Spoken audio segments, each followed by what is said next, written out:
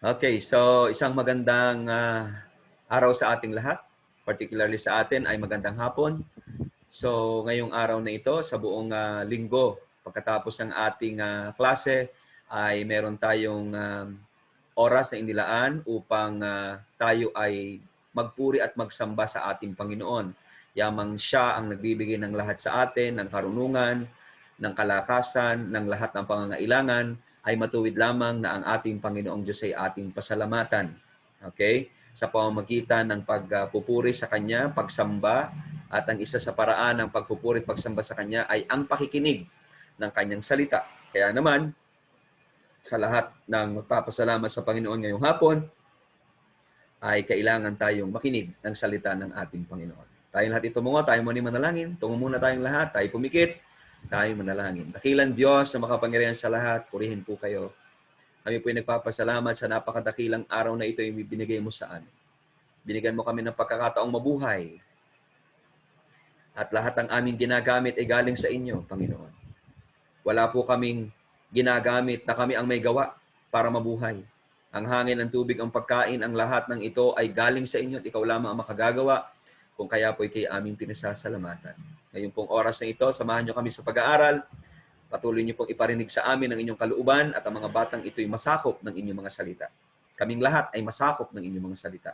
Ito po'y aming dalangin sa inyo, Panginoon. Hinihingi din po namin ang pagkapatawad sa aming lahat ng aming mga kasalanan at mga pagkukulang. Ama, salamat sa inyong kapatawaran sa pamamagitan ng aming Panginoong Jesus. Ito po'y aming dalangin sa pangalan ng Panginoong Jesucristo. Amen at amen. Okay. So, kaya nga pag tayo nagbabasa ng banal na kasulatan, okay, ay ating naririnig, okay, ang kalooban ng ating Panginoong Diyos. Okay? So,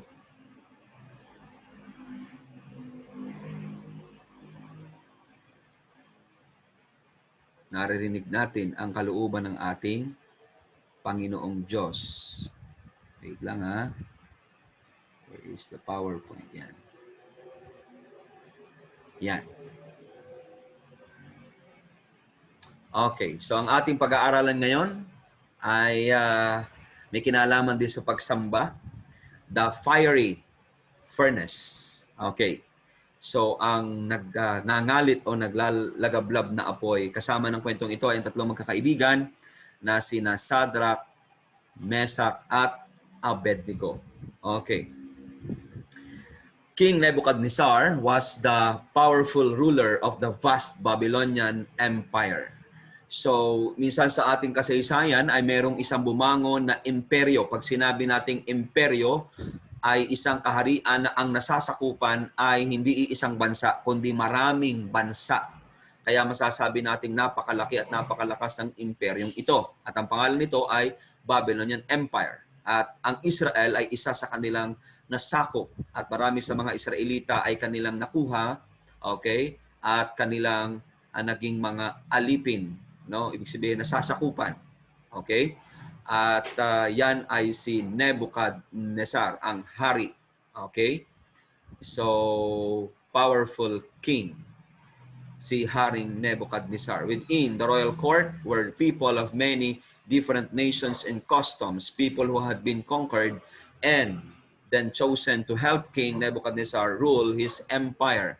So sa kanyang imperyo ay iba't ibang mga bansa, iba't ibang mga paniniwala, iba't ibang mga kaugalian, iba't ibang mga tao ang nasa kanyang kaharian sapagkat ang sakop nito ay iba't ibang mga bansa. At ang ginagawa noon ay humihirang ang hari ng mga mahuhusay magagaling mula sa kanyang nasasakupan at ito'y ginagawa niyang katulong sa pag-manage ng imperyo. One day, King Nebuchadnezzar summoned the rulers of the various provinces to gather together. He watched them assemble from his royal pavilion. This was a special occasion and no one would dare not to come. So pinatawag niya lahat ng tagapanguno ng kanyang mga provinces, okay? At dito ay meron siyang i-anunsyong kalooban mula sa kanya o isang direktiba mula sa kanya. Okay? At ang ginagawa bago iparinig ang salita ng hari ay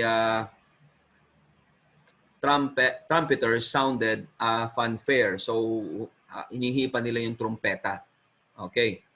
At ito na, it's about time na ibabasahin na yung announcement galing sa hari. Okay? And the herald whose job it was to make the royal announcement, pag sinabing royal announcement, announcement from the king, stepped forward with the big scroll in his hands. So yung big scroll na yun, nakasulat dun yung anunsyo ng hari. At ito na, babasahin na. At the captains, princes, the governors, all stood quietly waiting to hear the announcement from the king. So matahimik silang nag-iintay upang pakinggan ang anunsyo mula sa Haring Nebuchadnezzar. All people, nations, and languages, hear the king's command. The herald announced. Then he went on to say that the king had made a gigantic statue in his own likeness. So nagpagawa siya ng isang higanting image ng kaniyang mukha o ng kaniyang itsura. The statue was 90 feet, 30 meters tall and made of gold. This was to be their God. At the sound of the musical instruments, everyone was to bow down and worship the golden image. So yun ang gagawin ng mga tao. Doon sa 90-feet statue na ito, nagawa sa ginto, kapag narinig nila yung mga musical instruments na ito, na signifying na nandun yung presence ng image, okay, ay nananawagan na ang lahat ay mag-bow down at sumamba sa golden image na ito. Okay, so yan, mukha ni Haring Nebuchadnezzar. The next thing they heard put fear in the hearts of the bravest men. Anyone who does not fall down and worship the image of the king shall be immediately thrown into a fiery furnace. So makikita natin na lahat ng hindi sasamba, sabi ng announcement, ay ihahagis sa naglalagablab na apoy. So nagdala ito ng takot sa mga nakikinig. So when the musical instruments played, okay, yung mga musical instruments ay tugtugin, the people fell down and worshiped the golden statue just as the king had commanded. So anong ginawa ng mga tao? Ayon sa utos, silang lahat ay nagbow down, lumuhod, yumukod, at nagbigay sila ng pagsamba doon sa golden image. Okay. Two Chaldeans were worshiping close together when suddenly one of them saw something that made him tug at the other one's robe in an effort to get his attention.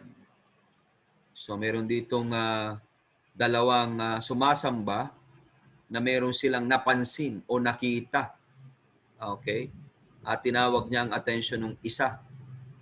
So ano kaya ang nakita ng Chaldeo na ito, ng Chaldeans na to?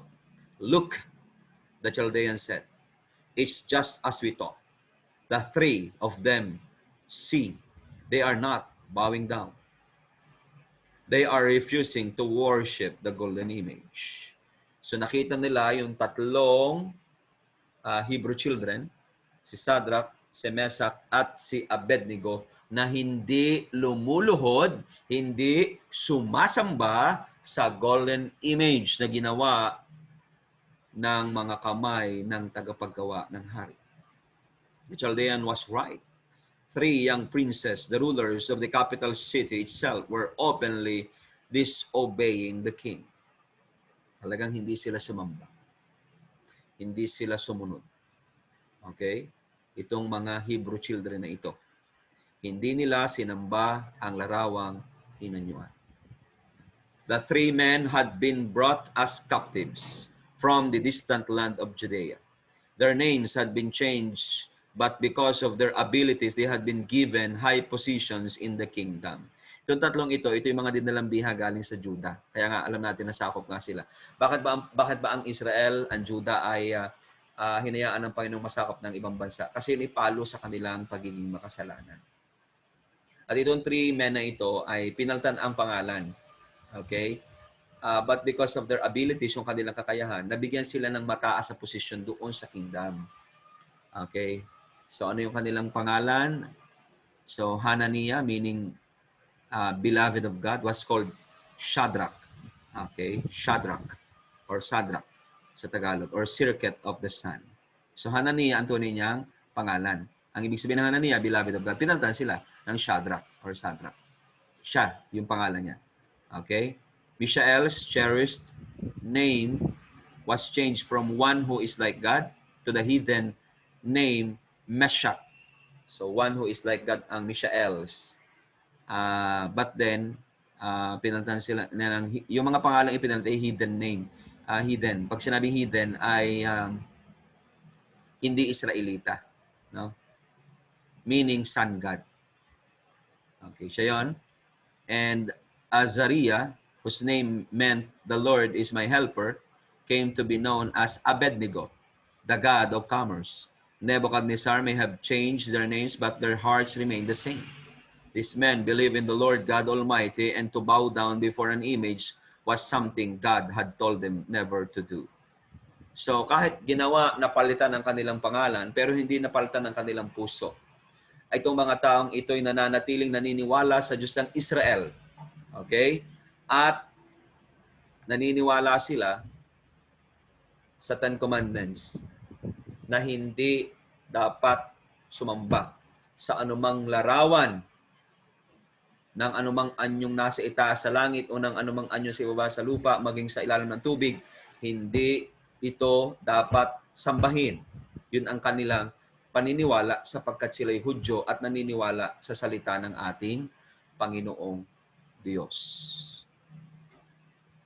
The 2 Chaldeans lost no time in reporting what they had seen to the king. They were jealous of Shadrach, Meshach, and Abednego. So hindi sila nag-aksaya ng oras. Pumunta sila sa hari at nag-report.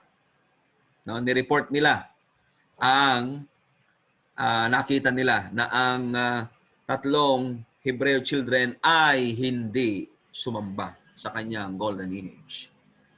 So they slyly reminded the king that these men who had refused to bow down were the very men the king had placed over the affairs of Babylon.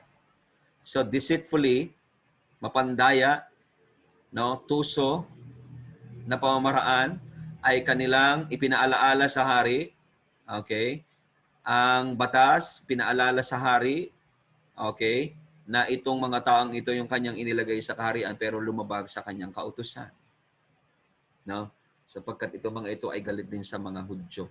Lalo na dahil mas mataas ang mga posisyon na pabigay sa mga Jews. So naiinggit sila.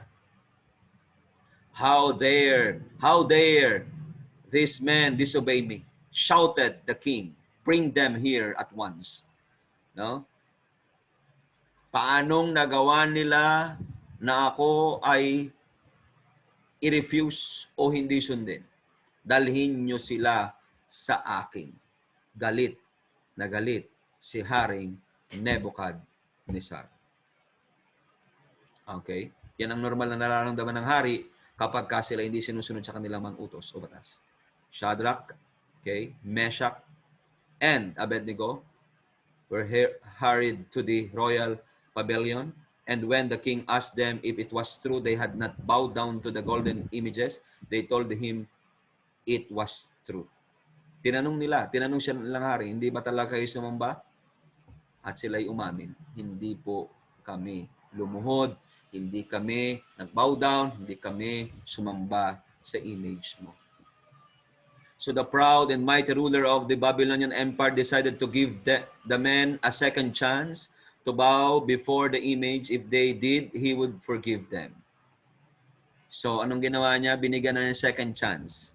No, pag ito hindi nyo na inulit at sumamba na kayo, hindi ko na kayo parurusahan.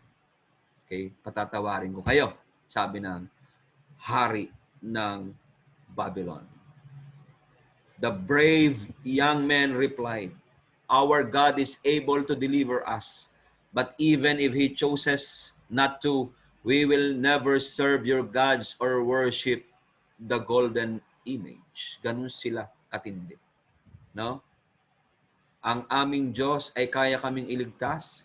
Ngunit kung kahit hindi niya gawin na kami iligtas sa parusa, mananatiling hindi kami sasamba sa golden image. Hindi kami maglilingkod sa golden image na ginawa ng kamay ng tao. The king was furious. He commanded the furnace to be heated up 7 times hotter.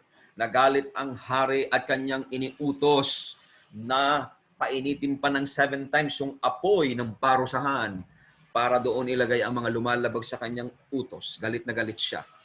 And he ordered that Shadrach, Meshach, and Abednego be taken to the furnace and will be put to death for their willful disobedience. So yun ang utos niya.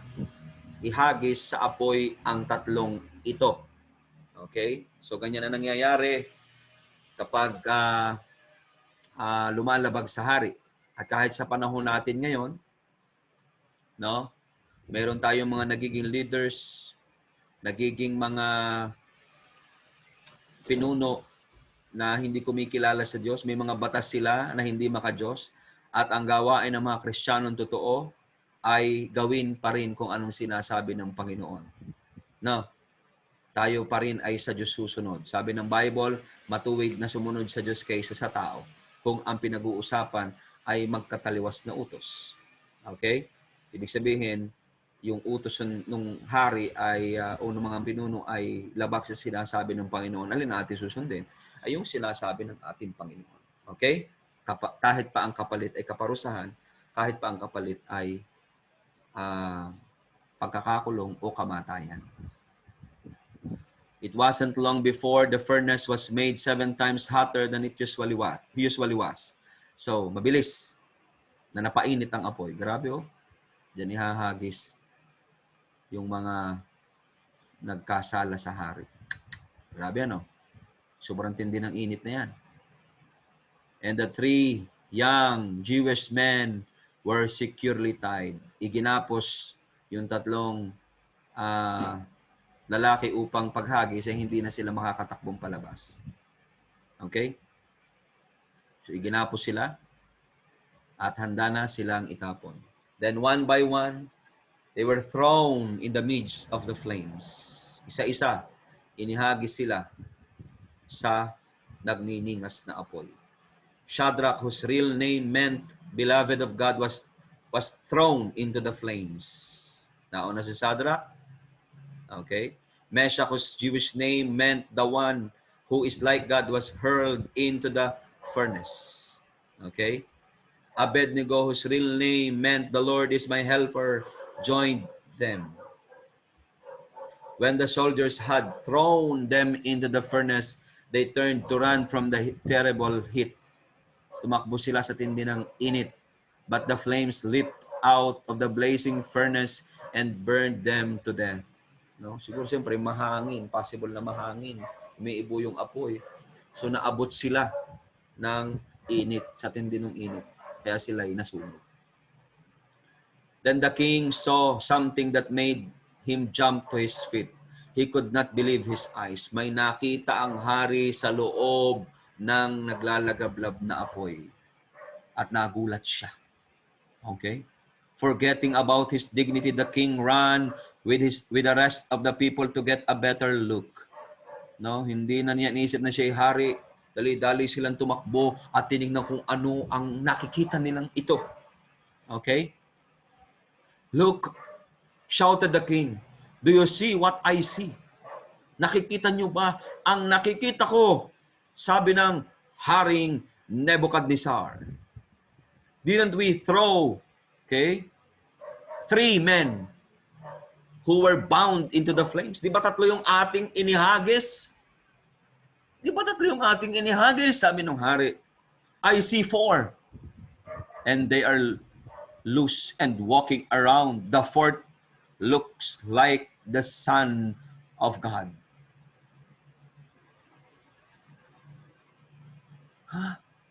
Nakita ako. 4 ang nakita ko. Wala silang tali. At lumalakad sila sa apoy. At ang ika-4 looks like the Son of God. We know who is that the Son of God. Even in the Old Testament, minsan na siyang mga nagpakita, nagpasilip ng kanyang presensya. No other than the Son of God in the New Testament is the Lord Jesus Christ. Pumunta ang ating Panginoong Jesus kasama ng 3 Hebrew children at makikita nating lumalakad lang sila sa apoy. Lumalakad lang sila sa apoy. Hindi sila nasunog. King Nebuchadnezzar knew in his heart that the Lord God Almighty was the true and living God. He called for Shadrach, Meshach, and Abednego to come out to the fire, of the fire. Tinawag niya ang tatlong ito. No? He knew in his heart na ang tunay na Diyos, okay, ay ang Diyos sa mga Hebreyo. Yung Diyos ng Bible. Pinalabas itong tatlo na ito. The people were amazed as the 3 Hebrew boys, okay, walked out of the furnace unharmed. Lumabas sila na hindi man lamang nasaktan. Not a single hair was singed. They did not even smell of smoke. Wala man lamang buhok na nag-amoy sunog. Okay? At sila'y lubos na nangamangha. This is a miracle. King Nebuchadnezzar fell to his knees and cried, "Blessed be the God of Shadrach, Meshach, and Abednego, who has delivered his servants who trusted in him." Siya'y lumuhod at kanyang kinilala ang Diyos ng Israel. Ang Diyos ng Israel ay hindi nakikita. Siya'y espiritu. Okay? Ngunit kung luluubin niyang magpakita ng imahe katulad ng ginawa niya, kaya niyang gawin. Pero never siyang mag-command na pwedeng ang mga tao ay gumawa ng image o larawang inanyuan o ribulto para sambahin ng tao. Never. Sabi ng isang talata sa Isaiah, "Hindi ko ibibigay ang aking kaluwalhatian sa anumang larawang inanyuan." Shortly afterwards, a new decree was read to all the nations under Nebuchadnezzar's rule. No one was to speak against the God of the 3 brave Jewish men. So, nabago yung decree. Wala nang magsasalita laban sa Diyos ng mga Hebreyo sapagkat ito ang totoong Diyos. Okay? And Shadrach, Meshach, and Abednego were promoted to higher places within the kingdom, but their real happiness was in their freedom to worship God. No? Kahit sila'y nasa mataas ang posisyon, pinili nilang maging tapat sa Panginoong Diyos to the point na palagay sa alanganin ng kanilang buhay. No?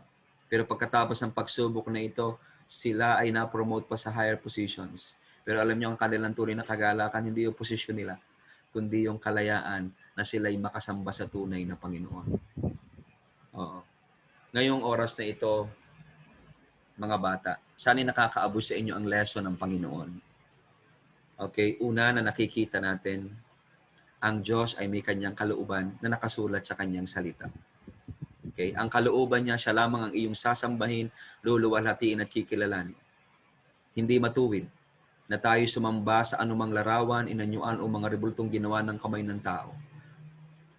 Okay? Exodus 20 verse 1 to 3 ay makikita nating napakalinaw na ipinagbawal ng Panginoon ang pagkakaroon ng ibang Diyos o ang pagkakaroon ng mga larawang inanyuan para sa ating sambahin.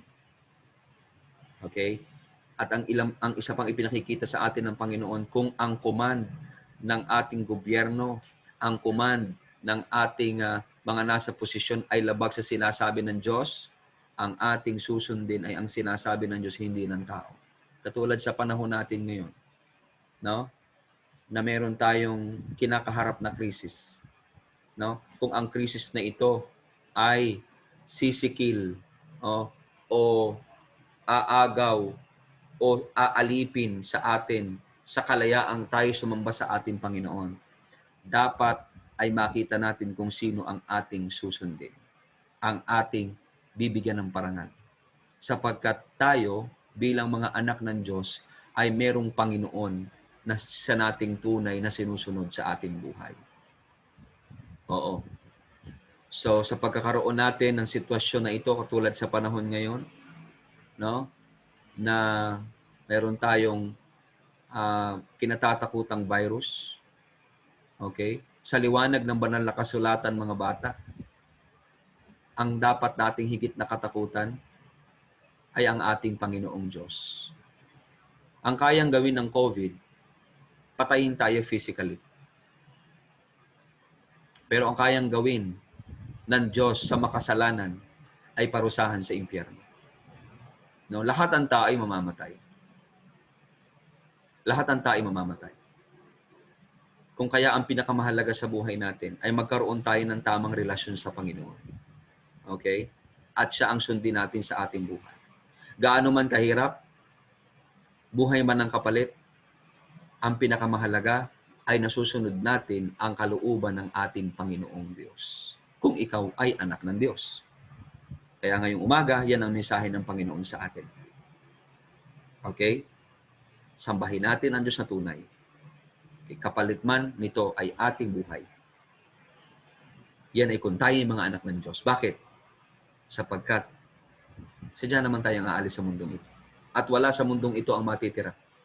Lahat ng nasa mundong ito ay masusunog at masisira. Ngunit ang inihanda ng Diyos sa walang hanggan sa piling niya ay napakadakila at hindi maipagpapalit sa kahit ano pa man. Kaya ngayong hapon na ito, sana tayo pinagpala ng ating Panginoon. Okay? Tayong lahat itumungo, tayo lahat ipumikit. Ano man ang mensahe na karating sa inyo, ipanalangin natin sa Panginoon. Pray tayo. Panginoon naming Diyos, salamat po sa istoryang aming nabasa ngayong umaga. Tungkol po ngayong araw na ito, ngayong hapon na ito. Tungkol po sa 3 anak mo na naninindigan laban sa batas ng tao. Pinili nilang kayo'y luwalhatiin, parangalan. Kapalit man ay buhay. Panginoong Diyos, nakakatuwang isipin na nakasama ng 3 ito ang Panginoong Jesus. Indikasyon na sa bawat pagsunod namin sa inyo, mahirap man ang aming kalagayan, kasama namin kayo. At kung sakali man kami tuluyang mamatay sa pagsunod sa iyo, still, kasama ka pa rin namin sa walang hanggan. Panginoon, purihin po kayo, luwalhatiin po kayo, at nawa po ang mga batang ito ay patuloy na mabuksan ng isip na ang tanging sasambahin lamang ay ang Diyos na tunay at hindi ang mga ginawa ng mga kamay ng tao. Amang banal, ang lahat na ito ay aming dalangin sa makapangyarihang pangalan po ng Panginoong Jesus. Ang lahat ay magsabi ng Amen at Amen. So, tapos na tayo. At salamat sa ating Panginoon. So, sa darating na Sabado ay ipapadala ng inyong mga gurong tagapayo ang inyong card at lahat ng pumasok sa o nagkaroon o naabot ang average na 87 and above ay merong extra tatanggapin. Ito ay certificate ng pagkilala. So yung 87 to 89 ay certificate for achievers at yung 90 to 100 ay certificate for honors. Okay? So, but then, ano man ang ating narating, lagi tayong mapakumbaba at magpasalamat sa ating Panginoon. At kung sakaling hindi tayo nabigyan ng certificate dahil kinapos tayo na maabot yung average, ito ay hamon sa atin upang lalo tayong magsikap sa ating buhay. Salamat sa ating Panginoon. Purihin ang ating Panginoon. Ingat kayo, pagpalain ang ating weekend. Okay? Bye-bye. God bless you.